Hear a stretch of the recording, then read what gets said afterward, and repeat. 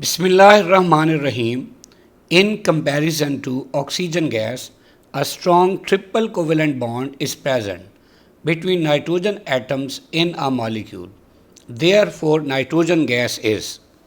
बताया हुआ है कि अगर हम ऑक्सीजन गैस को कंपेयर करें नाइट्रोजन गैस के साथ तो ऑक्सीजन गैस में OO डबल बॉन्ड होता है जबकि नाइट्रोजन गैस में NN ट्रिपल बॉन्ड होता है। तो अब हमने जो बात बतानी है वो किसके बारे में बतानी है? नाइट्रोजन गैस के बारे में। तो अल्फा है हाईली रिएक्टिव गैस। देखिए जितना बॉन्ड ऑर्डर ज़्यादा होता है यानी number of bonds between two atom ज़्यादा होते हैं उतनी रिएक्टिविटी कम होती है। तो ऑक्सीजन के कंपैरिजन में हाईली रिएक्टिव तो नहीं हो सकता, तो गलत। Beta completely inert like noble gases. कोई भी नोबल गैस की तरह गैस इनर्ट नहीं हो सकती, कम रिएक्टिव हो सकती है लेकिन नोबल गैसेस जितनी इनर्ट नहीं हो सकती। चार्ली मॉडरेटली रिएक्टिव गैस, तो इसका तो बिल्कुल सवाल ही पैदा नहीं होता। वेरी लेस रिएक्टिव, तो ये हो सकती है आंसर डेल्टा। देखिए जैसे OO डबल बॉन्ड की bond energy 495 kilo joule per mole है जबकि NN ट्रिपल बॉन्ड की bond energy 941 kilo joule per mole है। और ये जो बॉन्ड एनर्जी है ये बॉन्डेड एटम्स में सबसे ज़्यादा है। तो ये अक्सर MCQs में पूछा जाता है कि NN जो ट्रिपल बॉन्ड है उसकी बॉन्ड एनर्जी क्या है। तो 940 से 945 तक किलो जूल पर मोल जो भी वैल्यू लिखी हो वो सही होगी। In all the following compounds, the central atom has less electrons than octet except. इन सब में जो इलेक्ट्रॉन्स हैं वो ऑक्टेट से कम हैं लेकिन एक का ऑक्टेट कंप्लीट है, तो वो कौन सा है? देखिए अल्फा में BF3। अब जो बोरॉन है वो बेसिकली थर्ड ग्रुप का मेंबर है। इसके वैलेंस शेल में 3 इलेक्ट्रॉन हैं और 3 ही इसने बॉन्ड बनाए हुए हैं, तो इसका मतलब 6 इलेक्ट्रॉन्स हो गए। Beta BF4 minus.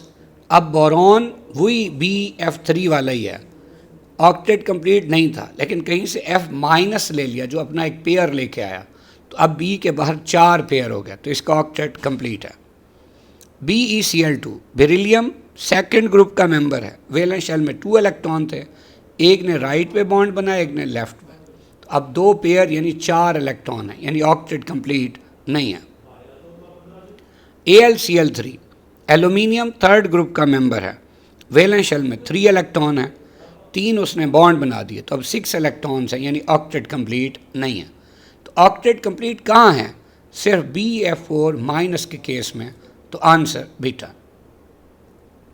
No electrovalent bond यानी कोई भी ionic bond is 100% ionic in nature, 100% ionic नहीं होता। This is because of alpha पे है कि when cations and anion approach each other polarisability increases only, यानी जब एक कैटाइन एनाइन के सामने आता है या एनाइन कैटाइन के सामने आता है तो उनके इलेक्ट्रॉनिक क्लाउड डिस्टॉर्ट होते हैं। बिल्कुल होंगे, क्योंकि एक का न्यूक्लियस दूसरे के इलेक्ट्रॉन को अट्रैक्ट करेगा जबकि न्यूक्लियस को रिपेल करेगा, तो डिस्टॉर्शन हो जाएगी, पोलराइजेबिलिटी हो जाएगी।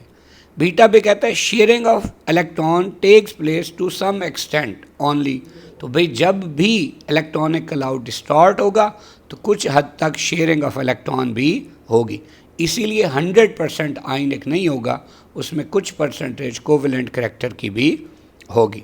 तो फिर सही ऑप्शन कौन सी है? डेल्टा। चार्ली पे highest ionic character is present in CSF। अब ये 92% होता। अब ये फैक्ट तो है बट इस बात की रीज़न नहीं है। All of the following statements are correctly matched except. अब पहले मैं मीथेन का स्ट्रक्चरल फार्मूला है CH4, बिल्कुल ठीक है। और इसमें ये जो C है इसके बाहर देखें ओवरऑल 4 इलेक्ट्रॉन पेयर हैं, तो पहला पेयर S की वजह से, फिर PX, PY, PZ, तो एक S और 3 P हुए, तो फिर इसका मतलब CH4 जो है वो sp3 हाइब्रिडाइज्ड है। और ज्योमेट्री हमें नज़र आ रही है कौन सी है? टेट्राइड्रल, और टेट्राइड्रल में बॉन्ड एंगल कितना होता है? 109.5 डिग्री, तो ये ठीक है। बीटा पे इथीन, ये इथीन है। अब sp2 हाइब्रिडाइज्ड है। अब हाइब्रिडाइजेशन जब चेक करनी हो तो जो सिग्मा बॉन्ड है वो भी एक इलेक्ट्रॉन पेयर, और जो डबल बॉन्ड है यानी उसमें सिग्मा और पाई बॉन्ड है वो भी एक इलेक्ट्रॉन पेयर। तो टोटल इस सी के बाहर 3 इलेक्ट्रॉन पेयर हुए। तो पहला पेयर एस की वजह से, दूसरा पी एक्स और फिर पी वाई, तो फिर sp2 हुआ। और sp2 है तो आप देखिए इसकी जो ज्योमेट्री है वो कौन सी है, ट्राइगोनल प्लेनर है। इसी तरह दूसरे केस के बारे में भी है, दूसरा कार्बन भी ऐसा ही है। जबकि एंगल कितना है 120, बिल्कुल हमें नज़र आ रहा है ये 120 डिग्री ही है, तो ये भी सही है। चार्ली पे है बेंजीन। अब ये बेंजीन की स्ट्रक्चर है। अब इसमें कहता है sp2 हाइब्रिडाइजेशन। अब सारे कार्बन एक जैसे हैं। मसलन इस कार्बन के बाहर देखें, इसको भी एक पेयर कहेंगे, इसको भी और इसको भी। कितने पेयर हैं, 3। तो पहला s, फिर px, फिर py, तो एक s और 2 p यानी sp2। और शेप देखें कौन सी है, ये शेप है ट्राइगोनल प्लेनर। हर कार्बन ऐसा है। और किसी भी एक एंगल को देखेंगे तो दिस विल बी 120 डिग्री, तो ये भी सही है। डेल्टा पे प्रोपीन। अब प्रोपीन की ये स्ट्रक्चर है, कहता है जी sp2 हाइब्रिडाइजेशन। अब आप गौर से इस सी को देखें तो इसके बाहर तो 1 2 3 4 पेयर हैं। इसका मतलब ये तो sp3 हाइब्रिडाइज्ड है, और sp3 जब हाइब्रिडाइज होगा तो इसकी ओवरऑल जो ज्योमेट्री होगी वो कौन सी होगी, देखिए टेट्राहीड्रल होगी। जबकि अगर आप इस कार्बन को देखेंगे तो 1 2 3 पेयर है, तो ये sp2 होगा और इसकी ज्योमेट्री ट्राइगोनल प्लेनर होगी। इस सी को देखेंगे तो इसके बाद भी 1 2 और 3 पेयर है, ये भी sp2 होगा, ट्राइगोनल प्लेनर होगा, और एंगल कौन सा होगा 120 डिग्री। तो सब के सब चूँकि sp2 ट्राइगोनल प्लेनर और 120 डिग्री वाले एंगल वाले नहीं हैं, तो इसीलिए ये गलत है। तो answer delta. Ethyne molecule is formed when 2 carbon atoms join together to form a sigma bond only by। अगर हम इथाइन की स्ट्रक्चर देखें तो उसमें आप देखें कि जब आप कार्बन कार्बन के सिग्मा बॉन्ड की बात करते हैं, तो चूंकि एक कार्बन भी sp हाइब्रिडाइज्ड है, दूसरा भी sp हाइब्रिडाइज्ड है, तो कार्बन बॉन्ड बनेगा sp sp ओवरलैपिंग से। तो आंसर चार्ली। अगर इसमें पूछा होता कि इथाइन में कार्बन हाइड्रोजन बॉन्ड किस ओवरलैपिंग से बना है, तो हाइड्रोजन चूंकि आपको पता है 1s होता है, तो ओवरलैपिंग होगी sps। और अगर पाई बॉन्ड पूछा होता तो एक पाई बॉन्ड होता है 2py की 2py से पैरेलल ओवरलैपिंग से, और दूसरा पाई बॉन्ड होता है 2pz की 2pz से पैरेलल ओवरलैपिंग से। तो बहरहाल answer Charlie. According to VSEPR theory, which of the following statements is not correctly matched. देखिए अल्फा पे है AB4 टाइप मॉलिक्यूल। देखिए जैसा कि ये AB4 टाइप मॉलिक्यूल है, इसमें ये 4 बॉन्ड पेयर्स हैं और इसमें कोई लोन पेयर नहीं है। ज्योमेट्री कैसी नज़र आ रही है, टेट्राहीड्रल, और इसकी एग्जांपल है जैसे NH4+, तो बिल्कुल ठीक है। बीटा AB3E, ए का मतलब है सेंट्रल एटम, B3 का मतलब है 3 बॉन्ड पेयर, और E का मतलब है एक लोन पेयर, और यही लिखा हुआ है। अब इसकी ज्योमेट्री क्या है, ट्राइगोनल पायरामिडल, और एग्जाम्पल है जैसे PH3, ये भी सही है। चार्ली AB2E2, ए सेंट्रल एटम है, B2 मतलब 2 बॉन्ड पेयर, E2 मतलब 2 लोन पेयर। शेप कौन सी है, V शेप्ड, और एग्जाम्पल है जैसे वाटर, बिल्कुल सही है। इसी तरह ABE3, ए कौन है, central atom, B basically bond pair है, और E3 का मतलब है 3 लोन पेयर। तो अब ये कौन हो सकता है, जैसे HF, लेकिन यहाँ एग्जाम्पल दी हुई है BeCl2। ये तो AB2 की एग्जाम्पल है जिसमें सेंट्रल एटम A और उसके बाहर 2 इलेक्ट्रॉन पेयर होंगे, तो ये गलत है। Answer delta. Following factors increase bond energy except, यानी ये जो फैक्टर दिए हुए हैं इनमें किससे बॉन्ड एनर्जी बढ़ती है वो तो हमने नहीं बताना, लेकिन जिससे नहीं बढ़ती वो बताना है।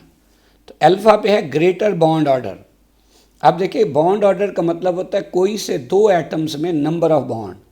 तो आपके सामने 1 से 2, 2 से 3, जैसे बॉन्ड बढ़ रहे हैं तो बॉन्ड एनर्जी भी बढ़ रही है। तो बॉन्ड ऑर्डर बढ़ने से बॉन्ड एनर्जी बढ़ती है, तो गलत हो गया। Beta smaller size of bonded atoms. अब देखिए सी और एस आई चौथे ग्रुप के मेंबर हैं।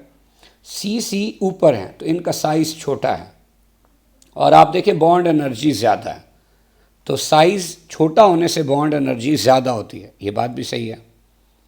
चार्ली, ग्रेटर इलेक्ट्रोनेगेटिविटी डिफरेंस, जैसे HF, HBr, HCl, HI वगैरह हैं, तो इनमें क्या है कि सबसे ज़्यादा इलेक्ट्रोनेगेटिविटी डिफरेंस HF का है, इसलिए उसकी बॉन्ड एनर्जी सबसे ज़्यादा है। उसके बाद हमारे पास HI का इलेक्ट्रोनेगेटिविटी डिफरेंस सबसे कम है, इसलिए उसकी बॉन्ड एनर्जी भी सबसे कम है। तो यहाँ लिखा इलेक्ट्रोनेगेटिविटी डिफरेंस ग्रेटर, तो इसका मतलब बॉन्ड एनर्जी ज़्यादा, तो ये तो सही हो गया। डेल्टा पे ग्रेटर बॉन्ड लेंथ, अब जैसे ये तीन है, CC single bond, CC double bond, CC triple bond, तो जो CC सिंगल बॉन्ड है उसकी बॉन्ड लेंथ ट्रिपल बॉन्ड से ज़्यादा है, तो बॉन्ड एनर्जी कम है। इसका मतलब बॉन्ड लेंथ बढ़ने से बॉन्ड एनर्जी बढ़ती नहीं है बल्कि कम होती है, तो ये उल्टा हो गया, तो answer delta. In HF bond electronegativity difference is 1.9। What is the type of this bond?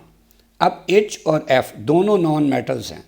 याद रखें अगर दो एटम बॉन्ड बना रहे हो और दोनों नॉन मेटल हों, इलेक्ट्रोनेगेटिविटी डिफरेंस जितना मर्जी हो वो बॉन्ड कभी आयनिक नहीं हो सकता। तो अब कौन सा बॉन्ड होगा? कोवेलेंट बॉन्ड होगा। दूसरी बात, ये इलेक्ट्रोनेगेटिविटी डिफरेंस चूंकि बहुत ज़्यादा है तो ये पोलर बॉन्ड होगा, और चूंकि कोवेलेंट तो था ही तो ये हो गया पोलर कोवेलेंट बॉन्ड। और H और F में एक ही बॉन्ड होता है, एक बॉन्ड जब भी होगा वो सिग्मा बॉन्ड होगा, और ये कोवेलेंट बॉन्ड है ना कि कोऑर्डिनेट कोवेलेंट बॉन्ड, क्योंकि इस बॉन्ड में मौजूद जो इलेक्ट्रॉन पेयर है उसमें से एक इलेक्ट्रॉन हाइड्रोजन देता है और दूसरा फ्लोरीन, और ये म्यूचुअली शेयर करते हैं, तो answer alpha. All of the following are the basic conditions for the formation of ionic bond except, यानी सारी जो शर्तें दी हुई हैं वो आयनिक बॉन्ड फॉर्मेशन की हैं सिवाय एक के, तो जो नहीं है वो भी बतानी है। अल्फा पे one element must have low ionisation energy, जो कैटाइन बनाता है उसकी आयोनाइजेशन एनर्जी कम होनी चाहिए ताकि वो आसानी से कैटाइन बना दे। Other element must have high electron affinity, जिसने एनाइन बनाना है उसकी इलेक्ट्रॉन अफिनिटी ज़्यादा होनी चाहिए ताकि वो आसानी से एनाइन बना दे, तो ये भी सही है। चार्ली पे बोथ A एंड B, तो इसका मतलब ये सही हो सकता है। डेल्टा पे the elements which form ionic bond have high electronegative difference more or equal to 1.7, तो आयनिक बॉन्ड के लिए इलेक्ट्रोनेगेटिविटी डिफरेंस का 1.7 के बराबर या इससे ज़्यादा होना कोई लाजमी शर्त नहीं है। असल में तो आयनिक बॉन्ड डिसाइड करता है फैजन्स रूल, तो बेसिकली ये भी गलत है, तो आंसर यही है क्योंकि हमसे उसने गलत पूछा था, तो अल्फा और बीटा दोनों सही थे।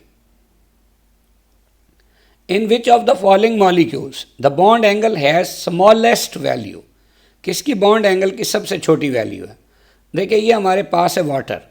अब चूंकि इसके अंदर हमें नज़र आ रहा है दो बॉन्ड पेयर हैं और दो लोन पेयर हैं, तो जनरली इसका जो बॉन्ड एंगल होता है वो कितना होता है? 104.5 डिग्री, जबकि बीटा पे NF3 तीन बॉन्ड पेयर एक लोन पेयर, तो एंगल होता है आम तौर पे 107.5 डिग्री, लेकिन F की इलेक्ट्रोनेगेटिविटी ज़्यादा होने की वजह से ये शेयर्ड पेयर को अपनी तरफ खींच लेगा, लोन पेयर N के करीब आ जाएगा, तो वो lone pair in bond pairs को रिपेल ज़्यादा करेगा, जिससे एंगल 107.5 डिग्री से कम होके 102 डिग्री हो जाएगा। इसी तरह NH3 है C पे, इसमें क्या है? एक लोन पेयर तीन बॉन्ड पेयर, तो जनरल जो एंगल होता है वो वही है 107.5 डिग्री। फिर H3O प्लस है जो कि H2O और H प्लस से बना है, बिल्कुल अमोनिया जैसा है, इसमें भी तीन बॉन्ड पेयर और एक लोन पेयर है, तो एंगल 107.5 डिग्री। तो पूछा हुआ था सबसे छोटा एंगल बताना है, तो answer beta. Which of the following substance has covalent bond, अगर हम इनको में से देखें किस में कोवेलेंट बॉन्ड है। अब देखिए B और F दोनों नॉन मेटल हैं। अभी मैंने बताया कि जब दो नॉन मेटल्स हों तो जितना मर्जी इलेक्ट्रोनेगेटिविटी डिफरेंस हो उनमें आयनिक बॉन्ड नहीं हो सकता, इसका मतलब ये क्या है? Covalent bond. Beta, Na2S, Na+1 है और S-2 है। ये मेटल है, ये नॉन मेटल है। जब फार्मूला बनेगा ये 2 Na के नीचे आ जाएगा, 1 S के नीचे, बन गया Na2S, तो यहाँ एक बॉन्ड है। CaO, Ca+2 है, O-2 है, तो जब चार्जेस सेम हो तो कैंसिल हो जाते हैं। फार्मूला CaO, तो ये भी बना एक कैटाइन और एक एनाइन से, तो ये आयनिक बॉन्ड है, कोवेलेंट बॉन्ड नहीं है। डेल्टा KBr, K+1 है, Br-1 है, तो चार्जेस सेम है, कैंसिल हो जाएंगे, बन जाएगा KBr। ये मेटल है, ये नॉन मेटल है, तो कौन सा बॉन्ड? Ionic bond. हमसे पूछा हुआ था कोवेलेंट बॉन्ड किस में है, तो answer alpha. Which of the following molecule is the most polar? अगर हम किसी भी बॉन्ड के हवाले से ये जानना चाहें कि वो कितना पोलर है, तो हमें इलेक्ट्रोनेगेटिविटी डिफरेंस पता होना चाहिए। तो सबसे पहले देखें ClCl अल्फा पे, इसकी इलेक्ट्रोनेगेटिविटी 3.2, इसकी भी 3.2। जब आप डिफरेंस निकालेंगे तो 0 आएगा। बीटा CF, C की इलेक्ट्रोनेगेटिविटी 2.5 और F की 4.0, इलेक्ट्रोनेगेटिविटी डिफरेंस 1.5। चार्ली, N की इलेक्ट्रोनेगेटिविटी 3 है, F की 4 है, डिफरेंस आ गया 1। इसी तरह O की इलेक्ट्रोनेगेटिविटी 3.5 है और F की 4.0 है।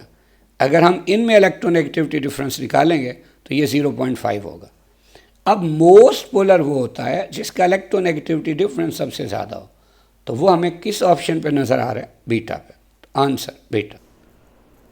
इस तरह के क्वेश्चन को अटेम्प्ट करने का एक और ट्रिक भी हो सकता है, वो ये है कि अगर आप पीरियोडिक टेबल में कोई से दो एलिमेंट्स के दरमियान बॉन्ड को ये चेक करना चाहते हैं कि वो पोलर है या नॉन पोलर, तो पीरियोडिक टेबल में लेफ़्ट टू राइट जाते हुए जितने वो एक दूसरे के करीब होंगे उतना इलेक्ट्रोनेगेटिविटी डिफरेंस कम होगा और उतना वो कम पोलर होंगे, और जितने वो एक दूसरे से दूर होंगे उतना इलेक्ट्रोनेगेटिविटी डिफरेंस ज़्यादा होगा और वो ज़्यादा पोलर होंगे।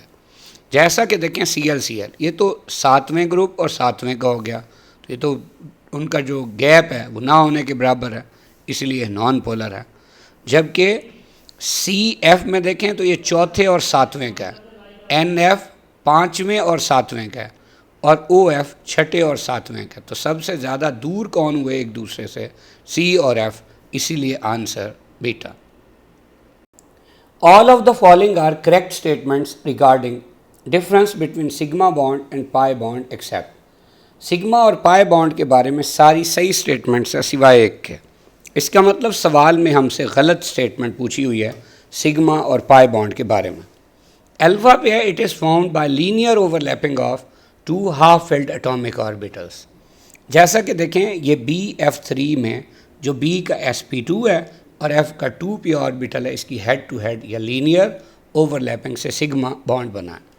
जबकि पाई बॉन्ड है, it is found by sideways overlapping of 2 half filled parallel atomic orbitals. जैसे अगर हम कहते हैं जी हमारे पास नाइट्रोजन का मॉलिक्यूल है सपोज, या इथाइन का मॉलिक्यूल है, तो उसमें जैसे ये 2pz 2pz या 2py 2py हो सकता है, उसकी पैरेलल ओवरलैपिंग से कौन सा बॉन्ड बनता है? Pi bond. ये ठीक हो गया।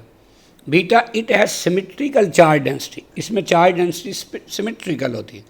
सिमेट्रिकल का क्या मतलब है कि आप देखें जो इलेक्ट्रॉन होते हैं ना वो दो एटमों के दरमियान ही होते हैं, और पाई बॉन्ड में it has no symmetrical charge density. क्यों?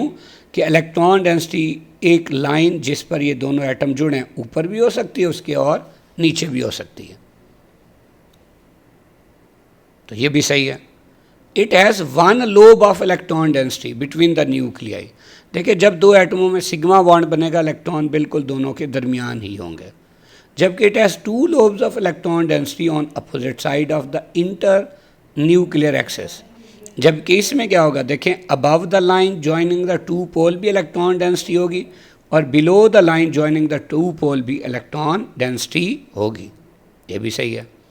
Delta, it has restricted rotation about the inter nuclear access, यानी ये जो बॉन्ड है अपने एक्सेस पे घूम नहीं सकता, बिल्कुल गलत, सिग्मा बॉन्ड आराम से घूम सकता है। Delta, it has free rotation about inter nuclear access, जो पाई बॉन्ड है वो घूम सकता है, कहता है नहीं, बिल्कुल भी नहीं घूम सकता, ये तब घूम सकता है जब बॉन्ड टूट जाए और नॉर्मल कंडीशंस पे इतनी एनर्जी अवेलेबल नहीं होती, तो फिर answer delta. The compound which contains both ionic and covalent bond. देखिए अगर हम CH4 की बात करते हैं तो ये दोनों नॉन मेटल्स हैं और बीच में कोवेलेंट बॉन्ड है बीटा H2, H और H में कोवेलेंट बॉन्ड है। KCN, अब K होता है +1 और CN होता है -1, ये आयनिक बॉन्ड है। लेकिन जो C और N आपस में जुड़े होते हैं वो ट्रिपल कोवेलेंट बॉन्ड्स है। तो इसके अंदर क्या है, आयनिक बॉन्ड भी नज़र आ रहा है और कोवेलेंट भी। Answer Charlie. डेल्टा पे KCl, K+ है Cl- है तो आयनिक बॉन्ड है। Which of the following substance contains non directional and non rigid bond. Non directional और non rigid bond ionic bond को कहते हैं। अल्फा में AlCl3, एल्यूमिनियम 3rd A का है और क्लोरीन 7A का है। आम तौर पे जो आयनिक बॉन्ड है वो 1st A और उधर से 6 या 7A के मेंबर्स या 2nd A और उधर से 6A और 7A के मेंबर्स बनाते हैं। तो अल्फा में AlCl3 कैसा बॉन्ड है, कोवेलेंट बॉन्ड है। बीटा में K+1 होता है S-2, अब ये 1st A का है और ये 6A का है तो इसमें आयनिक बॉन्ड है। Hg जो है ये 2B का है और Cl जो है वो 7A का है तो इनमें कोवेलेंट बॉन्ड है। SO3 में ये S और वो दोनों नॉन मेटल है, कोवेलेंट बॉन्ड है। तो जो आयनिक बॉन्ड होता है उसे नॉन डायरेक्शनल या नॉन रिजिड बॉन्ड कहते हैं। तो answer beta. Which of the following is non polar but contains polar bond. याद रखें ऐसा हर मॉलिक्यूल जिसमें पोलर बॉन्ड्स हों वो नॉन पोलर होगा जिसमें सेंट्रल एटम पर लोन पेयर ना हो और बाहर जो एटम सराउंड कर रहे हों वो क्या हों, सिमिलर हों। अल्फा पे HCl तो ये क्या है, ये पोलर है क्योंकि कहीं भी पोल इसका कैंसिल नहीं हो रहा। बीटा सेंट्रल एटम पे लोन पेयर आ गया, ये पोलर है, बॉन्ड भी पोलर, खुद भी पोलर। CO2, अब C डबल बॉन्ड हो, O more electronegative partial negative, C partial positive, इधर भी ऐसा है। लेकिन चूंकि C पर कोई लोन पेयर नहीं है और सराउंडिंग एटम सिमिलर हैं और लीनियर है तो इधर वाला डायपोल मोमेंट इधर वाले डायपोल मोमेंट के इफेक्ट को कैंसिल कर देगा। तो लिहाजा बॉन्ड तो इसमें पोलर होंगे लेकिन खुद नॉन पोलर होगा। जबकि SO2 में सल्फर पे लोन पेयर आ गया तो ये पोलर हो। तो answer Charlie. Which one of the following substances is polar in nature. फिर वही बात, पोलर देखना है तो फिर सेंट्रल एटम पर क्या होना चाहिए, लोन पेयर, और अगर लोन पेयर ना हो तो फिर सराउंडिंग एटम्स डिसिमिलर हों। अब CCl4 में देखें C पर लोन पेयर तो नहीं है लेकिन बाहर सारे एटम सिमिलर हैं तो नॉन पोलर। बीटा SO2 बिल्कुल ऐसे है, सल्फर के ऊपर कोई लोन पेयर नहीं है और surrounding atoms similar, non polar. CO2 central atom पर कोई लोन पेयर नहीं और सराउंडिंग एटम्स सिमिलर तो नॉन पोलर। जबकि CHCl3 में C पे चाहे लोन पेयर नहीं है लेकिन सराउंडिंग एटम सिमिलर नहीं है तो ये क्या होगा, polar. Answer delta. All of the following statements are correctly matched for ionic and covalent bonds except alpha पे है आयनिक बॉन्ड के बारे में कि it is formed by complete transfer of electron या electrons from one atom of element to the other. बिल्कुल ऐसा ही है जैसे सोडियम जब एक इलेक्ट्रॉन लूज़ करेगा तो +1 और वही वाला इलेक्ट्रॉन जब Cl गेन करेगा तो Cl-1। It is formed by mutual sharing of electrons between two atoms. जैसे एक H ने अपना इलेक्ट्रॉन दिया, दूसरे H ने भी अपना इलेक्ट्रॉन दिया और दोनों ने अपना डुप्लेट कंप्लीट कर लिया। बीटा द माइग्रेटेड इलेक्ट्रॉन या electron belongs to only one of two bonded atoms. जैसे Na ने जो अपना इलेक्ट्रॉन दिया अब वो Cl-1 के पास है, उसका Na+ से कोई लेना देना नहीं है। The shared electron pair belongs to both the bonded atoms. जैसे अब ये H और H के बीच में इलेक्ट्रॉन पेयर है, ये इस H का भी पार्ट है और इसका भी पार्ट है, ये भी सही है। Charlie it is directional bond. Ionic bond directional होता है, बिल्कुल गलत, ये डायरेक्शनल नहीं होता, ये नॉन डायरेक्शनल होता है। फ़र्ज़ किया NaCl की स्ट्रक्चर में दरमियान में अगर ये Cl- हो और तो इसके बाहर एक Na+ होना चाहिए, लेकिन इसके फ्रंट पे भी Na+ होता है, बैक पे भी, इसी तरह लेफ़्ट भी, राइट भी, ऊपर भी, नीचे भी। तो एक Na+ के बाद 6 Cl- होंगे या एक Cl- के बाद 6 Na+ प्लस होंगे। तो ये डायरेक्शनल नहीं है, ये नॉन डायरेक्शनल है। और कोवलेंट बॉन्ड के बारे में है कि ये नॉन डायरेक्शनल, हालांकि वो डायरेक्शनल है। तो जैसे H का एक बॉन्ड होना चाहिए, तो एक ही जब बन जाता है तो दूसरा किसी भी तरफ बॉन्ड नहीं बनता। तो आंसर चार्ली। डेल्टा पे it is shown by positive and negative charges on the bonded atom, जैसे Na+ और Cl-, और it is shown by small line, जैसे कोवलेंट बॉन्ड को H और H के बीच में एक लाइन से शो किया जाता है। 1,3-butadiene has number of sigma and pi bonds. अब ये 1,3-butadiene की स्ट्रक्चर है। इसमें सबसे पहले सिग्मा बॉन्ड बताना है। तो अकेले बॉन्ड जितने भी हमें नज़र आएंगे वो सब के सब कौन से होंगे? सिग्मा बॉन्ड होंगे। तो अब आप देखिए अकेले सिग्मा बॉन्ड कितने, 1 2 3 4 5 6 7, जबकि हर डबल बॉन्ड में भी एक सिग्मा बॉन्ड है। तो टोटल सिग्मा बॉन्ड कितने हो गए? 9 हो गए। जबकि 2 जगहों पे डबल बॉन्ड है, हर डबल बॉन्ड में एक पाई बॉन्ड है, तो इस तरह 2 पाई बॉन्ड। तो answer Charlie. The following pair of species have similar geometry except, यानी सबकी ज्योमेट्री एक जैसी है, इनमें से किसकी ज्योमेट्री एक जैसी नहीं है वो बतानी है। जैसे अल्फा पे BF3 और AlCl3 है। बोरॉन भी थर्ड ग्रुप का है, एल्यूमिनियम भी थर्ड ग्रुप का है। दोनों के वैलेंस शेल में 3 इलेक्ट्रॉन है, तीनों ने बॉन्ड बनाया, तो 3 इलेक्ट्रॉन पेयर, तीनों बॉन्ड पेयर, कोई लोन पेयर नहीं है। तो ज्योमेट्री ट्राइगोनल, प्लेनर और सिमिलर। बीटा SO2 और SnCl2। अब सल्फर छठे ग्रुप का है, वैलेंस शेल में 6 इलेक्ट्रॉन है। अब इसके 4 इलेक्ट्रॉन ने बॉन्ड बना दिए, जबकि एक इलेक्ट्रॉन पेयर लोन पेयर की शक्ल में वैसे रह गया। तो ओवरऑल चूंकि हम डबल बॉन्ड को भी एक इलेक्ट्रॉन पेयर कंसीडर करते हैं, तो हम कहेंगे सल्फर के बाद 2 बॉन्ड पेयर हैं, एक लोन पेयर। इसी तरह टिन है, ये किस ग्रुप का है? टिन है चौथे ग्रुप का, वैलेंस शेल में 4 इलेक्ट्रॉन थे। अब उनमें से 2 ने बॉन्ड बना दिए, 2 रह गए, यानी एक इलेक्ट्रॉन पेयर लोन पेयर की शक्ल में। तो इधर भी 2 बॉन्ड पेयर है, एक लोन पेयर है। तो दोनों की ज्योमेट्री बेंट, एंगुलर या वी शेप। Charlie HgCl2। अब Hg 2 बॉन्ड बनाता है, एक इधर Cl से बना दिया, एक इधर Cl से, और Hg पे कोई लोन पेयर नहीं है, तो 2 इलेक्ट्रॉन पेयर, दोनों के दोनों बॉन्ड पेयर। BeCl2 में B सेकंड ग्रुप का है, तो ये भी 2 बॉन्ड बनाएगा। तो BeCl2 में B पे कोई लोन पेयर नहीं है, 2 पेयर हैं, दोनों के दोनों बॉन्ड पेयर, तो एक जैसे हैं, दोनों लीनियर। अमोनिया में N फिफ्थ ग्रुप का मेंबर है, 5 इलेक्ट्रॉन थे वैलेंस शेल में, 3 ने बॉन्ड बना दिए, एक पेयर लोन पेयर की शक्ल में। वाटर किस ग्रुप का था? 6th ग्रुप का, वैलेंस शेल में 6 इलेक्ट्रॉन थे, 2 ने बॉन्ड बना दिए, बाकी 4 इलेक्ट्रॉन यानी 2 लोन पेयर रह गए। तो अब इनमें सिचुएशन डिफरेंट है।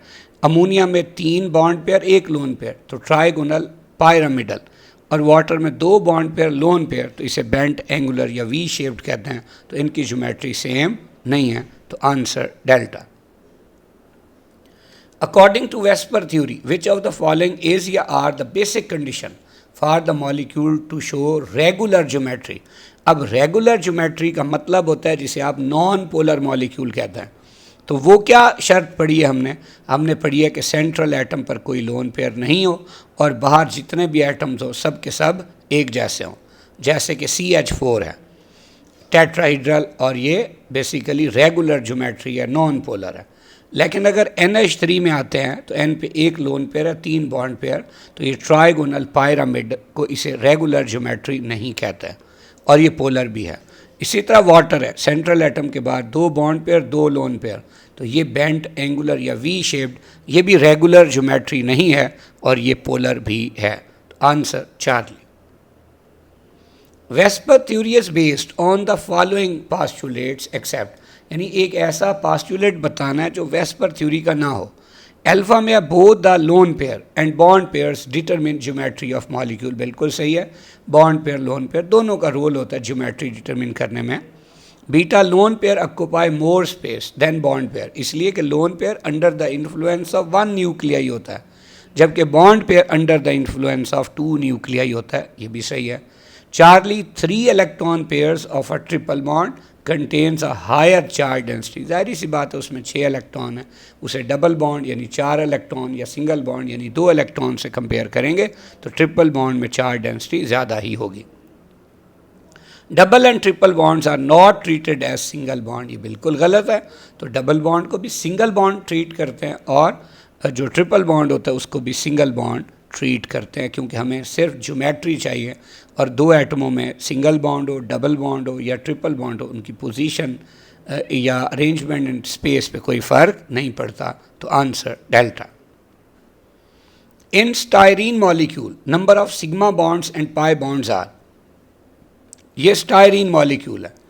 अब सिग्मा बॉन्ड है, अकेले अकेले जितने भी बॉन्ड है सिग्मा हो गया, तो ये 2 3 4 5 6 7 8, ये 9 10 11 और ये 12, जबकि डबल बॉन्ड है 4 जगहों पे, तो हर एक में एक एक सिग्मा बॉन्ड होगा। तो टोटल सिग्मा बॉन्ड कितने हो गए? 16।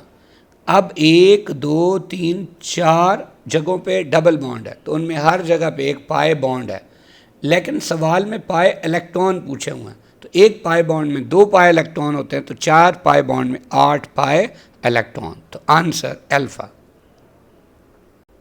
According to valence shell electron pair repulsion theory, the repulsive forces between the electron pair of central atom of a molecule are in the order। देखें, फ़र्ज़ किया हमारे पास है CH4, अब इसमें C के बाद 4 इलेक्ट्रॉन पेयर हैं, तो चूँकि electron pair under the influence of 2 nuclei होता है, तो उसकी साथ वाले जो इलेक्ट्रॉन पेयर होता है उससे रिपल्शन कम होती है, इसलिए कि वो कम स्पेस ऑक्यूपाई करता है। जबकि अगर अमोनिया के केस में देखें तो एक लोन पेयर है, 3 बॉन्ड पेयर। अब लोन पेयर चूँकि under the influence of only nitrogen है, तो इसलिए ये ज़्यादा स्पेस ऑक्यूपाई करेगा, तो रिपेल भी ज़्यादा करेगा, जिसकी वजह से होगा ये कि जो CH4 का एंगल था वो था 109.5 डिग्री। तो अब रिपल्शन के बढ़ने की वजह से ये जो एंगल है ये कम हो जाएगा। अब इसका एंगल होता है हमारे पास 107.5 डिग्री। इसी तरह हमारे पास है वाटर। अब इसमें सेंट्रल एटम के बाद 2 बॉन्ड पेयर हैं, 2 लोन पेयर हैं, तो चूंकि लोन पेयर फिर हुई बात कि under the influence of 1 nucleus है, तो ये स्पेस ऑक्यूपाई ज़्यादा करता है, तो यहाँ सबसे ज़्यादा लोन पेयर रिपल्शन होगी, तो एंगल और भी कम हो जाएगा। तो इसका एंगल है 104.5 डिग्री। तो इसका मतलब सबसे ज़्यादा रिपल्शन लोन पेयर, उसके बाद लोन पेयर बॉन्ड पेयर, और सबसे कम रिपल्शन है बॉन्ड पेयर। तो answer alpha. Mark the incorrect statement about VSEPR theory. देखें, अल्फा जो है इसमें BeCl2 है, इसमें कहता है भाई 2 इलेक्ट्रॉन पेयर हैं टोटल, और उसके अलावा दोनों के दोनों बॉन्ड पेयर हैं और कोई लोन पेयर नहीं है। तो अब ये हमें नज़र आ रहा है बिल्कुल ऐसा ही है। अब इसे AX2 कह दिया। अब A किसको कहा है? सेंट्रल एटम को, और X किसको कहा है? X बेसिकली इलेक्ट्रॉन पेयर को कहा है, बिल्कुल ठीक है। और 2 इलेक्ट्रॉन पेयर कैसे जोड़ते हैं? मैक्सिमम डिस्टेंस पे। कितना एंगल होता है? 180, और ज्योमेट्री लीनियर, तो ये सही है। बीटा पे BF3, ये हमने BF3 बना दिया। अब सेंट्रल एटम के बाद 3 इलेक्ट्रॉन पेयर हैं, तीनों बॉन्ड पेयर नज़र आ रहे हैं, कोई लोन पेयर नहीं है। AX3 टाइप हो गया बिल्कुल, B को A कह दिया और इन 3 बॉन्ड पेयर्स को X बोल दिया। अब इसमें मैक्सिमम एंगल कितना होगा? 120 डिग्री। ज्योमेट्री का नाम होगा ट्राइगोनल प्लेनर। इसी तरह फिर हमारे पास है चार्ली पे SO2, इसमें 2 बॉन्ड पेयर हैं, 1 लोन पेयर है, ये तो बेंट एंगुलर या V शेप्ड है, और इसमें 3 इलेक्ट्रॉन पेयर हैं जिनमें से 2 बॉन्ड पेयर हैं और 1 लोन पेयर है। जबकि आप देखें यहाँ पे क्या कहा हुआ है, यहाँ कहा हुआ है 3 बॉन्ड पेयर और 0 लोन पेयर, तो ये बात गलत है। Answer Charlie.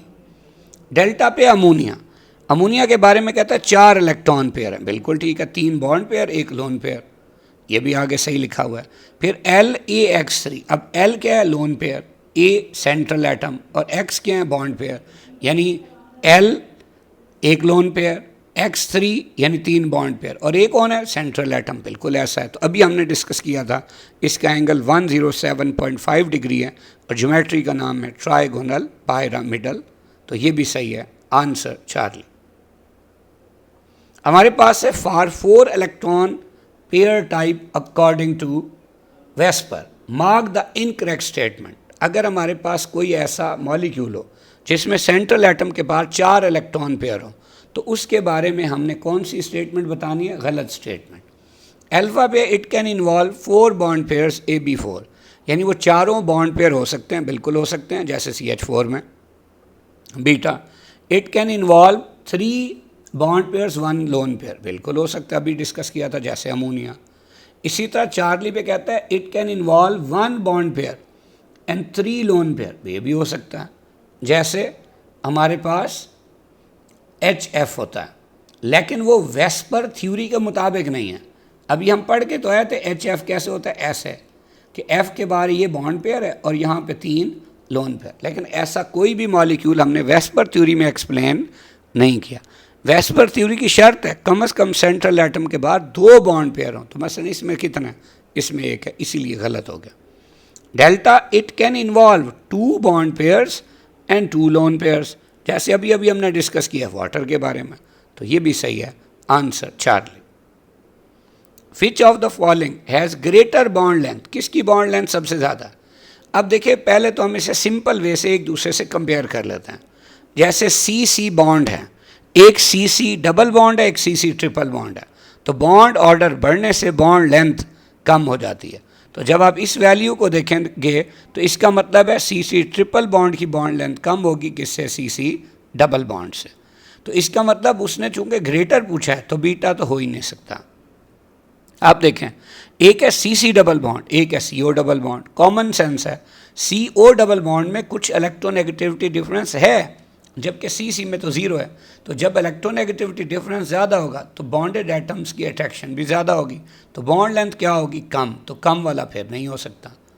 अब रह गया एक CC डबल बॉन्ड, एक NN ट्रिपल बॉन्ड। तो हमें पता है जितना बॉन्ड ऑर्डर ज़्यादा होता है उतनी बॉन्ड लेंथ कम होती है। तो अब इसमें 3 बॉन्ड है, इसमें 2 बॉन्ड है, तो फिर NN की बॉन्ड लेंथ कम होगी, ये भी नहीं हो सकता। तो answer Charlie. Which of the following atomic orbitals has maximum overlapping to form sigma bond, किस में सिग्मा बॉन्ड बनाने की सलाहियत सबसे ज़्यादा है, स्ट्रेंथ सबसे ज़्यादा होगी। याद रखें एक साइंटिस्ट है जिसका नाम है पीटर साइक्स, उसकी एक बुक है जिसका नाम टाइटल है मैकेनिज्म इन ऑर्गेनिक केमिस्ट्री। उसके मुताबिक जब भी ओवरलैपिंग होती है ऑर्बिटल्स की तो उसमें सबसे ज़्यादा अच्छी ओवरलैपिंग एक sp3 हाइब्रिड ऑर्बिटल की sp3 हाइब्रिड ऑर्बिटल के साथ होती है। इसी तरह sp2 की फिर sp2 से, फिर sp की sp से, फिर p की p से, और सबसे कम s की s से। तो इनमें हाइब्रिडाइज तो दिए हुए नहीं हैं ऑप्शंस में, इनमें सिंपल ऑर्बिटल दिए हुए हैं। तो उनमें सबसे ज़्यादा शिद्दत किसकी है, p की है। तो इसमें अगर p होगा तो यही ऑप्शन होगी, answer beta. Which of the following molecules is non polar in nature. अभी हमने डिस्कस किया था नॉन पोलर वो होगा जिसके सेंट्रल एटम पर कोई लोन पेयर ना हो और सराउंडिंग एटम सिमिलर हो। जैसा कि देखिए CCl4 में वाकई ऐसा है, तो फिर CCl4 क्या हुआ, नॉन पोलर। जबकि बीटा में SO2 है तो इसमें S पे लोन पेयर आ गया सेंट्रल एटम पर, ये पोलर है। जबकि चार्ली में क्या मसला है पोलर होने का, कि सेंट्रल एटम पे लोन पेयर तो नहीं है लेकिन सराउंडिंग एटम्स डिसिमिलर हो गए, तो ये पोलर की निशानी है। डेल्टा में PCl3 है, सेंट्रल एटम पर लोन पेयर आ गया, तो ये भी किसकी निशानी है, पोलर की। तो answer alpha. Which of the following molecules does not have planar geometry, किसकी प्लेनर ज्योमेट्री नहीं है, ये इथीन है। इथीन में दोनों कार्बन sp2 हाइब्रिडाइज्ड है, तो ये प्लेनर है। बीटा बेंजीन, इसके 6 के 6 कार्बन sp2 हाइब्रिडाइज्ड, तो प्लेनर है। चार्ली इथाइन, ये क्या है, ये हर कार्बन sp हाइब्रिडाइज्ड है, लीनियर है और एक प्लेन में होता है, तो ये भी प्लेनर है। जबकि SnCl2 क्या है, SnCl2 में 10 के ऊपर एक लोन पेयर है और बाहर 2 बॉन्ड पेयर है। तो जब भी सेंट्रल एटम पर लोन पेयर आ जाए तो उसकी ज्योमेट्री रेगुलर नहीं होती, इसका मतलब प्लेनर भी नहीं है। तो answer delta. Which of the following molecules is the most polar, सबसे ज़्यादा पोलर कौन सा है। तो अब इसमें क्या करना पड़ेगा, हमें इलेक्ट्रोनेगेटिविटी डिफरेंस देखना पड़ेगा। अगर हम इलेक्ट्रोनेगेटिविटी डिफरेंस देखते हैं तो सबसे पहले हमारे पास है C और Br का बॉन्ड है, इसमें C और O का बॉन्ड है, इसमें O और H का बॉन्ड है, और इसमें S और O का बॉन्ड है। अब मॉलिक्यूल के बारे में पूछा हुआ है पोलर, तो सबसे पहले डेल्टा तो स्किप हो गया, क्यों कि सेंट्रल एटम पर लोन पेयर नहीं है और सराउंडिंग एटम सिमिलर हैं, तो non polar.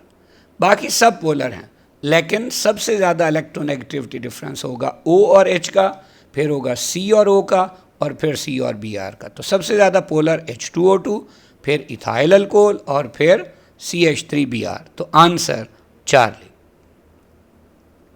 An ionic compound A plus और B negative is most likely to be formed when। अब हमें पता है ये तभी बनेगा जब ये ने आसानी से इलेक्ट्रॉन लूज कर दिया हो, यानी इसकी लो हो आयोनाइजेशन एनर्जी, और B ने वो इलेक्ट्रॉन आसानी से गेन कर लिया हो, यानी उसकी हाई हो इलेक्ट्रॉन अफिनिटी। तो ये बात कहाँ पे मौजूद है? बीटा पे। तो answer beta. The number of bonds in nitrogen molecule is. जब आप नाइट्रोजन मॉलिक्यूल की बात करते हैं तो वो NN ट्रिपल बॉन्ड होता है। अब जहाँ भी एक से ज़्यादा बॉन्ड्स हों तो उनमें से सिर्फ एक सिग्मा बॉन्ड होता है। तो इसका मतलब अगर इनमें एक सिग्मा बॉन्ड है तो दो क्या होंगे? Pi bond. Answer Charlie. Question है, the bond energy is the average energy which is required to break all the bonds of particular type in one molecule of the substance.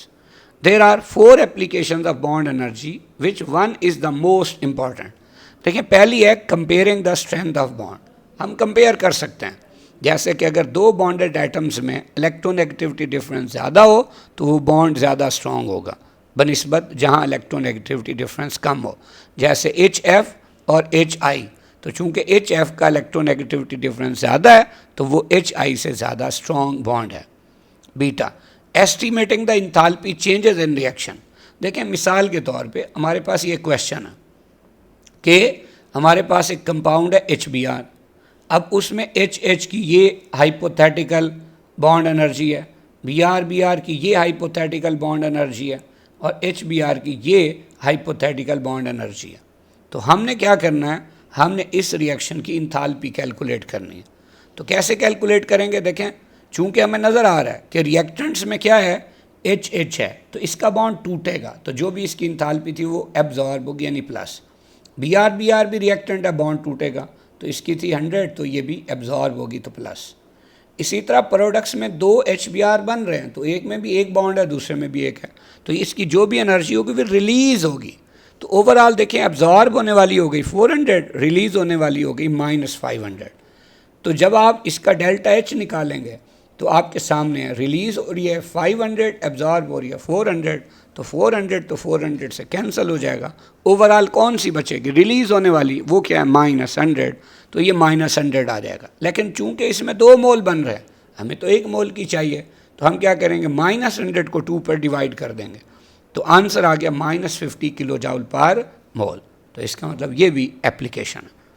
Charlie पे understanding structure and bonding, यानी structure और bonding भी हमें समझ आती है। जैसे अभी हम बात कर रहे थे, HF का जो बॉन्ड है वो ज़्यादा स्ट्रॉन्ग है HI की निस्बत, इसीलिए HF की बॉन्ड एनर्जी ज़्यादा है। अंडरस्टैंडिंग मैकेनिज्म ऑफ रिएक्शन, तो ये देखें, ये रिएक्शन का मैकेनिज्म है जो हमने पढ़ा, लेकिन इसमें असल मकसद क्या था?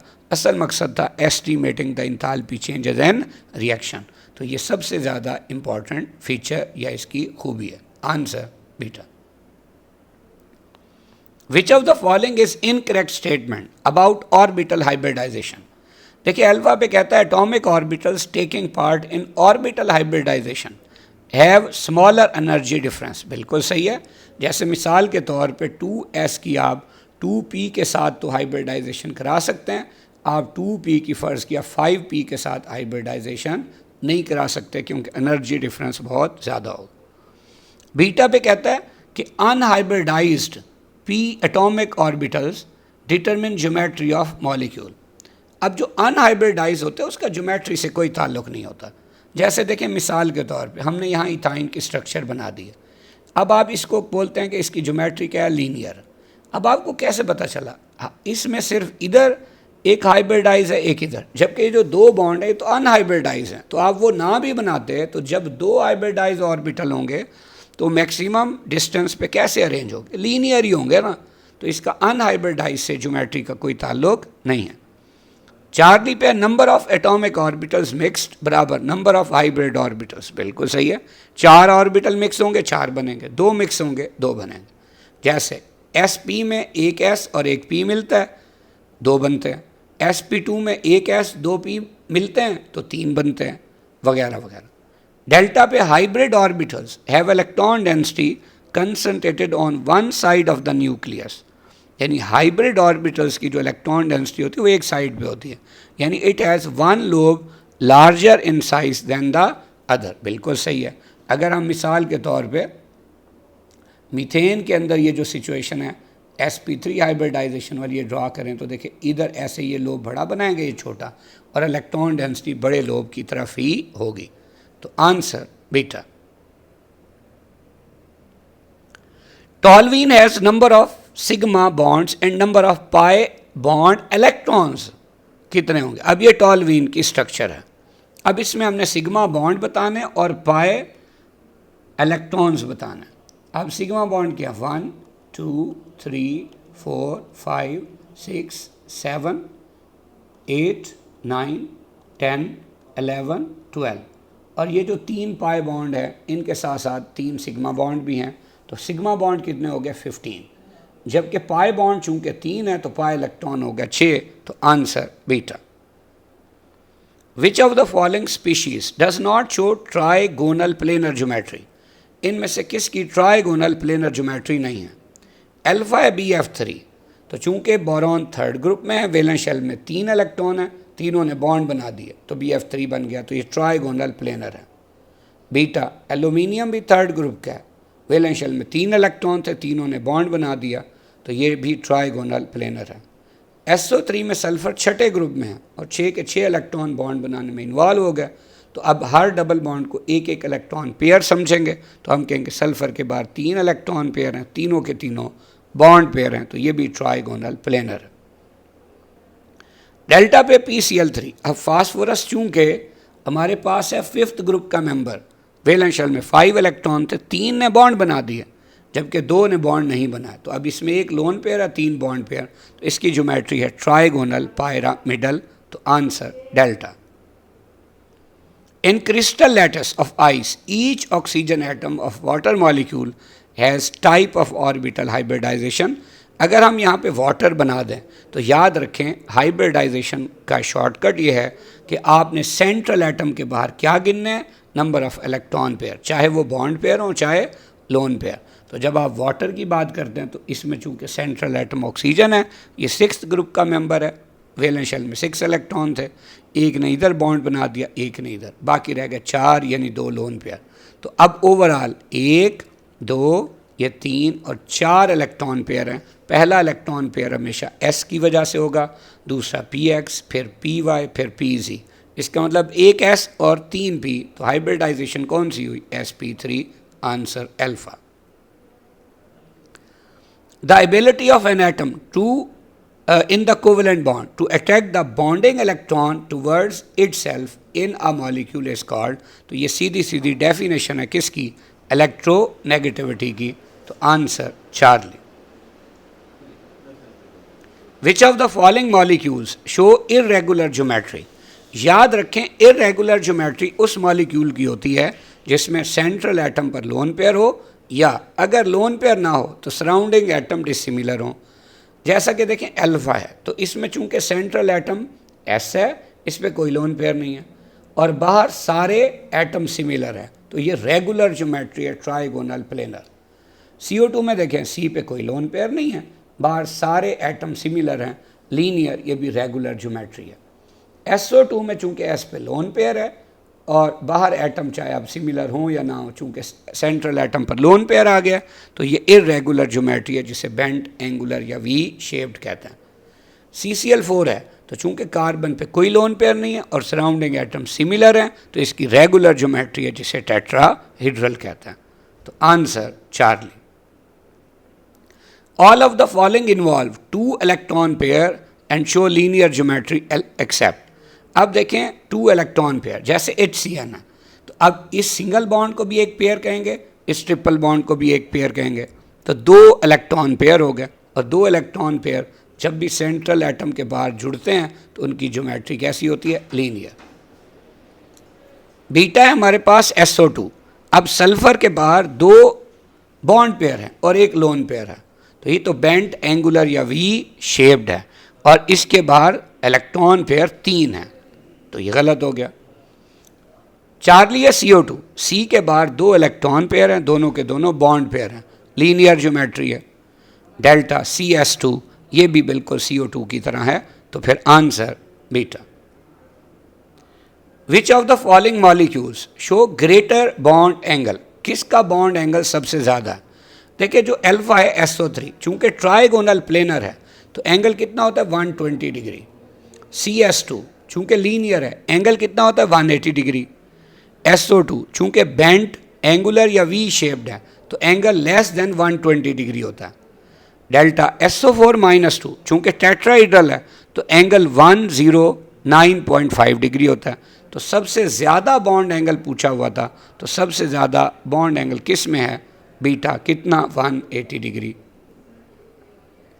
According to VSEPR theory, which of the following is या are the basic condition for irregular geometry of molecule? अभी अभी हमने डिस्कस किया था कि इर्रेगुलर ज्योमेट्री के लिए सेंट्रल एटम के ऊपर या तो लोन पेयर हो, या अगर लोन पेयर ना हो तो सराउंडिंग एटम क्या हो? डिसिमिलर हो।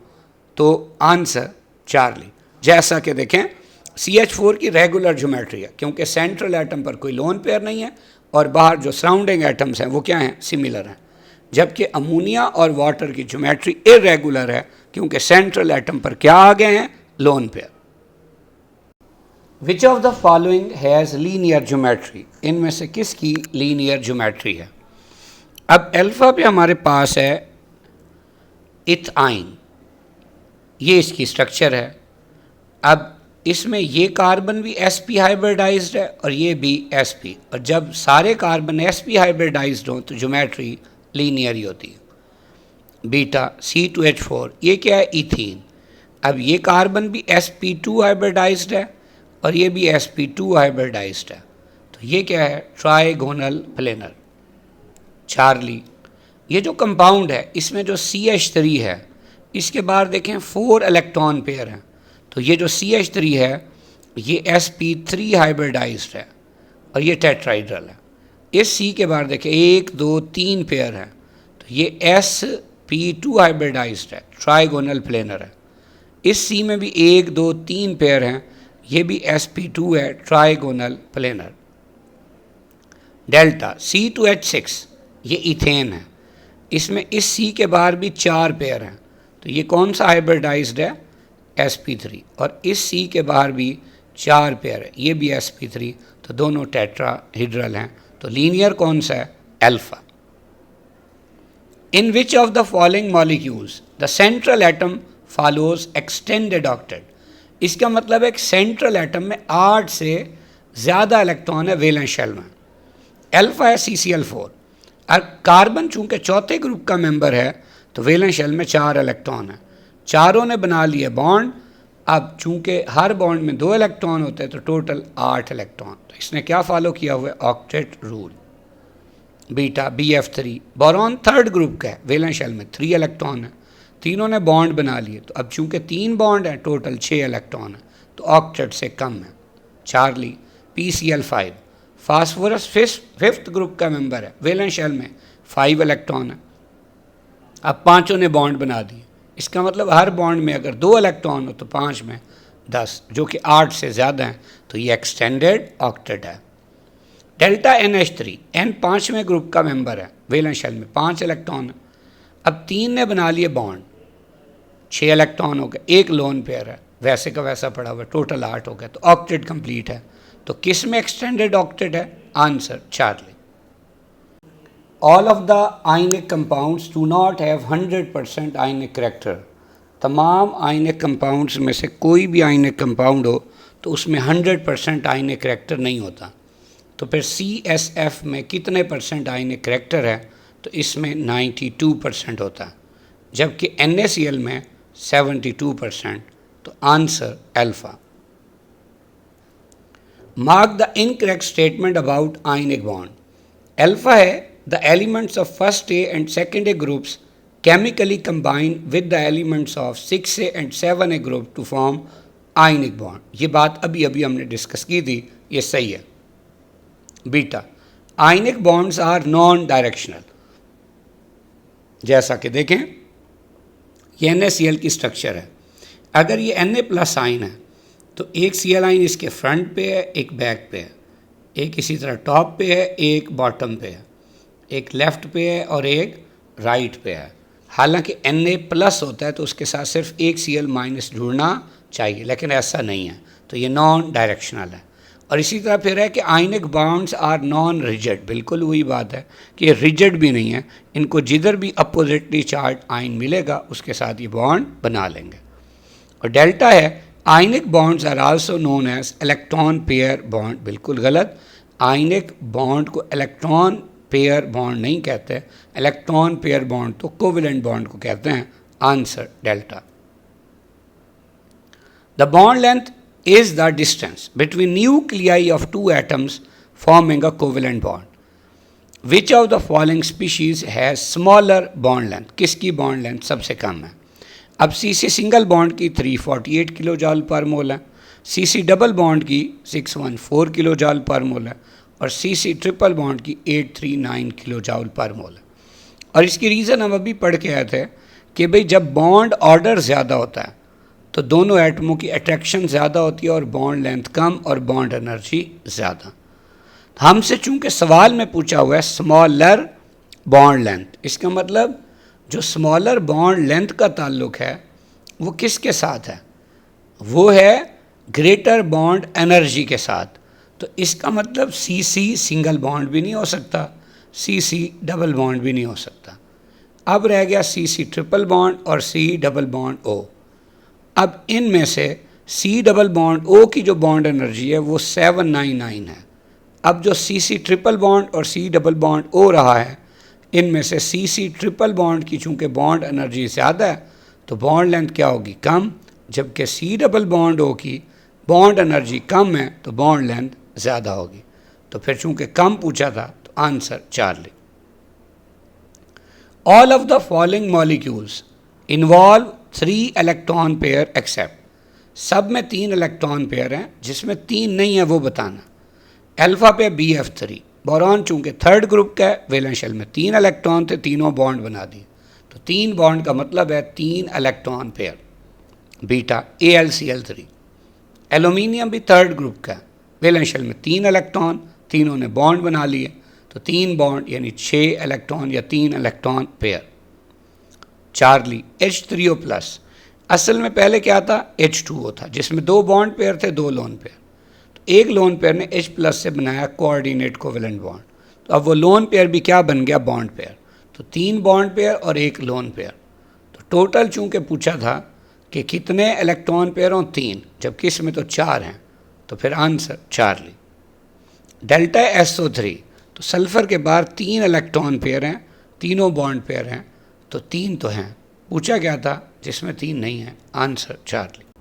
The correct order of ionic radius is, अब यहाँ पे जो स्पीशीज़ दी हुई हैं वो N-3 है, O-2 है और F-1 है। इन स्पीशीज़ को आइसो इलेक्ट्रॉनिक स्पीशीज़ कहते हैं। कैसे? N का एटॉमिक नंबर था 7, इसके पास टोटल 7 इलेक्ट्रॉन थे, ये 5th ग्रुप का मेंबर था, वैलेंस शेल में 5 इलेक्ट्रॉन थे। ऑक्टेट कंप्लीट करने के लिए इसे 3 इलेक्ट्रॉन चाहिए थे, उसने गेन कर लिए, टोटल 10 इलेक्ट्रॉन हो गए। ऑक्सीजन 6ठे ग्रुप का मेंबर था, वैलेंस शेल में 6 इलेक्ट्रॉन थे, टोटल 8 इलेक्ट्रॉन थे, क्योंकि 8 एटॉमिक नंबर है। ऑक्टेट कंप्लीट करने के लिए इसे 2 इलेक्ट्रॉन चाहिए थे, इसने गेन किए, -2 बना दिया, अब 10 इलेक्ट्रॉन हो गए। F 7वें ग्रुप का मेंबर है, वैलेंस शेल में 7 इलेक्ट्रॉन है, ऑक्टेट कंप्लीट करने के लिए एक चाहिए था, गेन किया -1, पहले टोटल 9 इलेक्ट्रॉन थे, अब 10 इलेक्ट्रॉन हो गए। तो ये तीनों आइसो इलेक्ट्रॉनिक स्पीशीज़ हैं। अब इनमें left to right in a period हमेशा जो आयनिक रेडियस है दैट गोज़ ऑन डिक्रीजिंग। क्यों? पहली रीज़न है एटॉमिक नंबर कंटिन्यूसली बढ़ता है। आप देखें इसका 7, इसका 8, इसका 9। नंबर ऑफ शेल सेम रहते हैं। भाई जब तीनों में 10-10 इलेक्ट्रॉन है तो 2-2 शेल होंगे, पहले शेल में 2, दूसरे में 8-8 इलेक्ट्रॉन, तो फिर शील्डिंग इफेक्ट भी सेम या कांस्टेंट होगा। अब देखिए 7 प्रोटॉन 10 इलेक्ट्रॉन को ज़्यादा खींचेंगे या 9 प्रोटॉन? 9, तो यानी attraction of the nucleus towards valence electron बढ़ती जाती है। तो फिर जो वैलेंस इलेक्ट्रॉन होंगे न्यूक्लियस के करीब आते जाएंगे, यानी आयनिक रेडियस बढ़ेगा या कम होगा? कम हो जाएगा। तो फिर कम होने की ऑप्शन हमारे पास कहाँ मौजूद है? Beta, answer beta. Best of luck.